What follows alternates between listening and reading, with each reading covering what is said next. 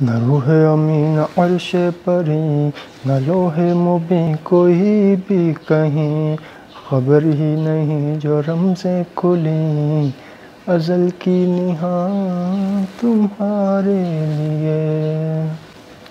اللہ والے بیماری کو کیا سمجھتے ہیں؟ حضرت واصف علی واصف رحمہ اللہ فرماتے ہیں وہ انسان جس کا اللہ کی طرف قرب ہے وہ اپنے وجود کو اللہ کے حوالے کر دے، پھر اللہ کی مرضی ہے کہ وہ بیمار کرے یا صحت مند رکھے، وہ مالک جو ہوا، پھر وہ جو چاہے کرے۔ اور یہاں پر کہا جاتا ہے کہ میرا وجود میری مرضی، اسلام کہتا ہے اللہ کی مرضی، تو یہ آج کل نیا ٹولہ نکلا ہے جو کہتا ہے جی میرا جسم میری مرضی۔ اور جو شخص یہ کہتا ہو کہ میرا جسم میری مرضی، کیا وہ اپنا جسم اللہ کے حوالے کرے گا؟ کیا وہ اپنا وجود اللہ کے حوالے کرے گا؟ کیا وہ اپنی زندگی اللہ کے حوالے کرے گا؟ اگر وہ اپنی زندگی کو اللہ کے حوالے سے گزارے گا تو اس طرح کے جملے تو وہ کبھی بھی نہیں بولے گا۔ پھر وہ تو کہتے ہیں ہماری زندگی ہماری مرضی۔ کیا مطلب یہ کہ ہم جو مرضی کریں ہمیں روکو نہ، ہم گلے کریں شکوے کریں ٹھیک ہے گناہ کریں ہمیں کوئی نہ روکے۔ لیکن جو اللہ والا ہوگا وہ کبھی ایسی بات نہیں کرے گا، اللہ والا اپنے وجود کو اللہ کے حوالے کر دے گا، پھر اللہ کی مرضی ہے کہ وہ بیمار کرے یا صحت مند رکھے، وہ مالک جو ہوا پھر وہ جو چاہے کرے۔ تو قرب والا آدمی بیماری کو ابتلا نہیں سمجھتا بلکہ اسے اللہ کا اذن سمجھتا ہے۔ قرب والا آدمی، اللہ والے نیک لوگ کیا کرتے ہیں؟ بیماری کو اللہ کا حکم سمجھتے ہیں کہ یہ بیماری جو آئی ہے یہ اللہ کے حکم سے آئی ہے، چاہے لاکھ کسی نے سازشیں کی اور جو کوئی سازش کرے گا بھی تو بھی ہم تک تب ہی پہنچے گی جب اللہ کا حکم ہوگا۔ ہم کسی سے ہاتھ ملائیں، جو مرضی کریں، کسی سے ملیں، بیماری ہم پر تب ہی اثر کرے گی جب اللہ کا حکم ہوگا۔ احتیاط کرنی چاہیے، احتیاط کریں لیکن گلا نہیں کرنا اگر ہو گئے تو۔ احتیاط کرنے میں حرج نہیں ہے، لیکن ہمارا عقیدہ یہ ہونا چاہیے کہ بیماری ہم تک تب ہی پہنچے گی جب اللہ کا حکم ہوگا۔ تو اللہ والا بیماری کو اللہ ہی کا حکم سمجھتا ہے اور اسے خوشی سے گزارتا ہے کہ یہ اللہ کی یاد ہے۔ یاد جو ہے یہ آری کے دندانے کی طرح ہے۔ یاد آری کے دندانے دیکھا کیسے ہوتا ہے، گھاس کاٹتے ہیں ٹھیک ہے نا، تو آری کے دندانے کی طرح ہے یاد، اللہ کی یاد آری کے دندانے کی طرح ہے۔ بیماری کی آری چلتی ہے اور یہ یاد ہے۔ شہید تو اللہ کے بہت قریب ہوتا ہے۔ اب علماء فرماتے ہیں کہ اس بیماری میں جو کرونا وائرس ہے، یہ جو بیماری میں اگر کوئی مرے گا تو وہ شہید ہوگا، تو شہید تو اللہ کے بہت قریب ہوتا ہے۔ لیکن کسی کے ہاتھوں پر اس کا بیٹا شہید ہو جائے تو کون برداشت کرے گا؟ لیکن منزلت اور مرتبے کے لحاظ سے اس سے بڑھ کر مرتبہ کوئی نہیں ہے، لیکن تجربے کے لحاظ سے اس سے زیادہ خوفناک بات کوئی نہیں ہے۔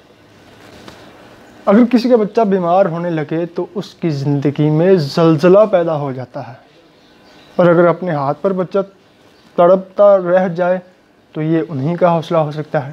اس لیے مرتبے اور منازل کے لحاظ سے ان کے مقامات اونچے مقامات ہیں، شہیدوں کے جو بیماری میں اس دنیا سے چلے گئے۔ اور بیماری برداشت کرنا بھی اسی مقام کا فیض ہے۔ یہ فیض ہے کسی شہید کے ساتھ نسبت کا، کسی قلندر کے ساتھ نسبت کا، کسی طاقتور شیخ کے ساتھ نسبت کا، کسی پیر کے ساتھ نسبت کا، کسی اللہ والے کے ساتھ نسبت کا۔ تو یہ انہی کا فیض ہوتا ہے اور انہی کی نسبت ہوتی ہے۔ اگر نسبت نہ ہو تو پھر یہ پریشانی کی بات ہوتی ہے۔ اب جن کی نسبت نہیں ہوتی وہ کہتے ہیں یہ جو بیماری جو ہے یہ تو ہمارے لیے مشکل ہے، وہ گلا کریں گے، شکوہ کریں گے، کیونکہ یہ کیا ہوگا، ہمارا تو بڑا نقصان ہو گیا۔ لیکن جو اللہ والے ہوں گے، جو نسبت والے ہوں گے، جس کی کسی ولی کے ساتھ نسبت ہوگی، کسی قلندر کے ساتھ، کسی شیخ کے ساتھ، تو وہ اس کو ابتلا نہیں سمجھے گا بلکہ ان بیماریوں کو اللہ کا اذن سمجھتا ہے اور اللہ کا حکم سمجھے گا۔ اور اگر نسبت نہ ہو اور جس کی نسبت نہیں ہوتی اس کے لیے پریشانی ہے، وہ پریشان ہو جائے گا، بڑی احتیاطیں بھی کرے گا، یہ وہ لوگوں کو بھی ڈرائے گا، خود بھی ڈرے گا، دوسروں کو بھی ڈرائے گا۔ وہ یہ کبھی نہیں کہے گا کہ یہ اللہ کے حکم سے آئی ہے، یہ اللہ کے حکم سے ہی ہم تک آئے گی۔ وہ کہے گا ڈرو، ایسے کر لو، وہ کر لو، یہ نہیں کہے گا کہ شکر بھی کرو۔ اگر نسبت ہے تو پھر ظاہر ہے تیرا حال سب ان پر کہے بغیر، اور اگر نسبت نہیں ہے تو وہ سمجھتا نہیں بس یہ ہم نے سب کچھ کرنا۔ کیونکہ وہ مالک ہے، جو ہر کا مالک ہے، وہ جو چاہے کرے۔ میرا خیال ہے اپنے قریب رہنے والوں کو اس نے ہمیشہ تھوڑی سی دقت میں رکھا ہے اور انہیں جگایا ہے۔ کس نے؟ اللہ نے اپنے قریب والوں کو، اپنے چاہنے والوں کو تھوڑی سی دقت میں رکھا ہے، ان کو آزماتا ہے۔ اپنوں کو ہی آزمایا جاتا ہے، تو جو علماء فرماتے ہیں جو جتنا نیک ہوتا ہے اس پر آزمائش بھی اتنی ہی زیادہ آتی ہے۔ تو اپنے قریب والوں کو وہ تھوڑی سی دقت میں رکھتا ہے اور انہیں جگاتا ہے۔ کس سے؟ غفلت سے جگاتا ہے۔ وہ غفلت میں چلے جاتے ہیں تو پھر اللہ آزماتا ہے ان کو تھوڑی سی تکلیف دے کر اپنی طرف بلا لیتا ہے، جیسے حضرت واصف علی واصف فرماتے ہیں کہ تھوڑی سی تکلیف دیتا ہے اور اپنی طرف بلا لیتا ہے۔ وہ تکلیف ہوتی ہے، وہ ان کو ہوش آ جاتی ہے، جاگ جاتے ہیں، غفلت میں ہوتے ہیں، جاگ جاتے ہیں، فوراً اللہ کی طرف رجوع کرتے ہیں۔ تو قریب ہونے کا ثبوت ہی یہی ہے کہ تھوڑی سی بیماری ہو جاتی ہے۔ جب جو اللہ کے نیک بزرگ تھے، ہمارے بزرگان دین، ان کو تھوڑی سی بیماری ہوتی ہی تھی، مثلاً کسی کو بخار ہوتا تھا تو اس بخار کے شکرانے میں ساری رات نوافل ادا کرتے تھے۔ سر درد ہوتا تھا تو اس کا شکر ادا کرتے تھے کہ یہ انبیاء علیہم السلام کا ہوا کرتا تھا۔ تو قریب ہونے کا ثبوت ہی یہی ہے کہ تھوڑی بہت بیماری ہو جاتی ہے